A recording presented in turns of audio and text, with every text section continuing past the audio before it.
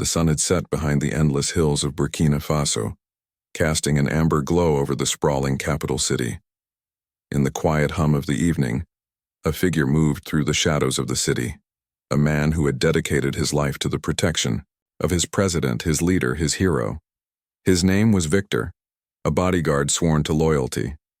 But as the city breathed quietly around him, he stood at the precipice of his own darkest decision. A single text message had shattered his world. "I'll make you rich, 5 million, everything you've ever dreamed of.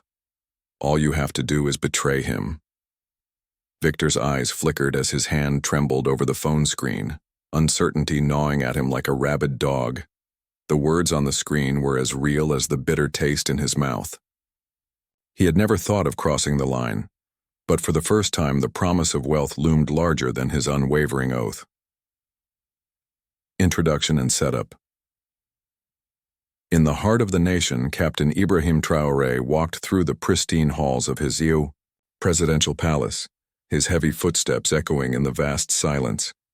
His mind was always moving, always calculating, always thinking of his people, always anticipating threats. But today, something was different. Something felt off. It wasn't the bustling noise of his advisors or the constant security concerns. It was an unshakable feeling that had crawled up his spine in the last few days. He had trusted Victor. He had trusted the quiet man who had never questioned his orders, who had protected him through countless moments of danger. But now, as the shadows crept across the palace grounds, Traoré's gut told him that something was wrong. It started with a whisper, a chance comment from an informant who had always been loyal to him, someone who had seen too much to remain silent. The informant's words were simple yet terrifying. "Victor is playing both sides." It wasn't possible. No one could have betrayed him. Not Victor.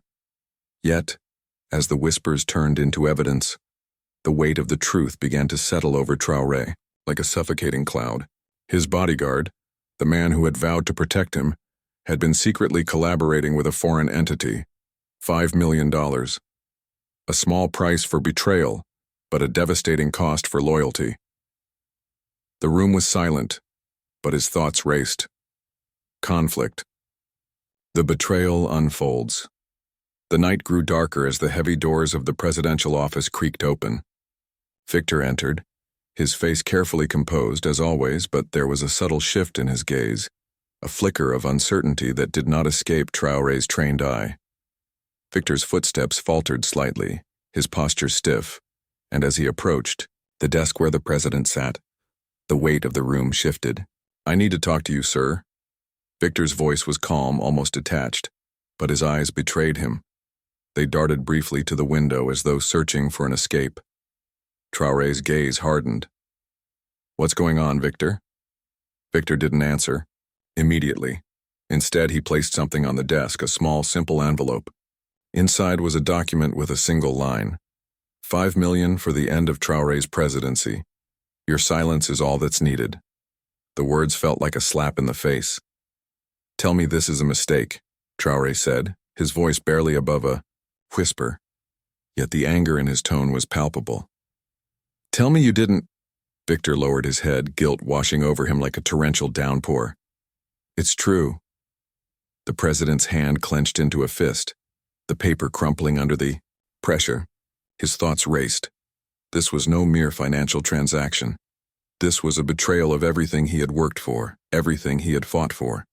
His own bodyguard, the person closest to him, had sold him out. "Why, Victor? Why would you do this?" Victor paused as though weighing his words carefully. "They promised me everything. They promised my family a future, something I could never give them on my own. I had to think about my future, Ibrahim. I thought this was the only way." The pain in Victor's voice was raw, but it was buried under a layer of selfishness that Traoré could no longer ignore. Midpoint revelation. The twist. As the two men stood in the silence of the room, the full scope of Victor's betrayal became clear. It wasn't just money. The deal was part of a larger scheme, one that stretched beyond the borders of Burkina Faso, threatening the very foundation of the country's sovereignty. The enemy wasn't just one man. It was an entire network, eager to destabilize the region, to turn friends into enemies, to break the spirit of a nation. But the real twist, it wasn't the deal that shocked Traoré. It was what Victor revealed next.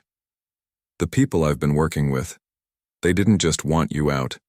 They want something else. They want war. Victor's confession hung in the air like a poisonous gas. Traoré took a deep breath, his mind working furiously. 5 million was just the start.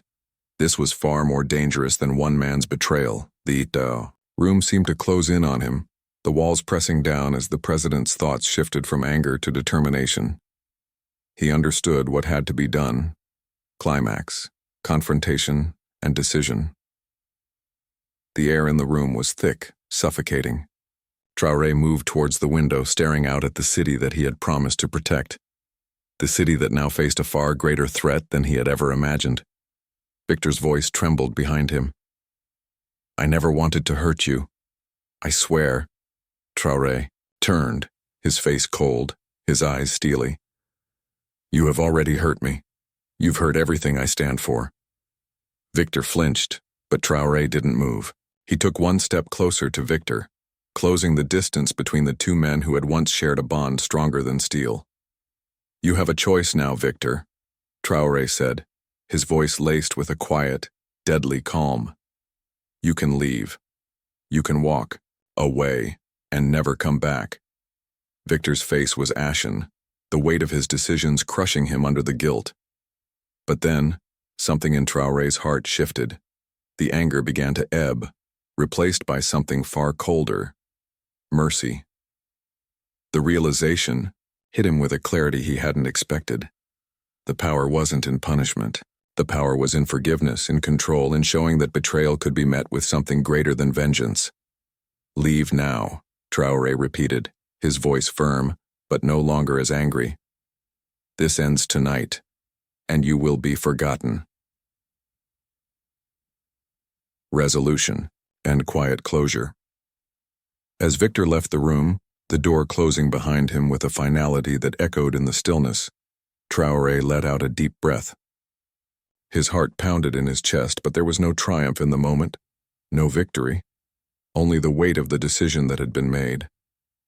Outside, the stars shone brightly in the African sky, indifferent to the storm that had passed through the palace.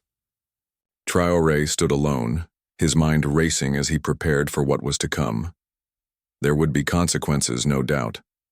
But for now, he could rest, knowing he had chosen the path of righteousness. Call to action. If this story touched your heart, consider subscribing for more inspiring tales of hope, healing, and unexpected kindness. Hit the like button and share this with someone who needs it today.